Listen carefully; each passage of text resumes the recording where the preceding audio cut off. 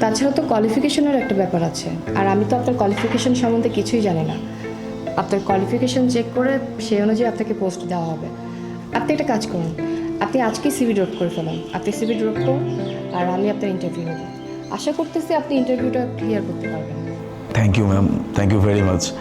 আপনি যে আমাকে কত বড় একটা অপরচুনিটি দিচ্ছেন এটা আপনি হয়তো নিজে বুঝতে পারতেছেন না। এটা আমার জন্য একটা big opportunity. Thank you very much. আমি আপনাকে নিরাশ করব না, আমি ইন্টারভিউ দিব আর ইনশাল্লাহ ইন্টারভিউটা আমি ক্লিয়ারও করতে পারবো।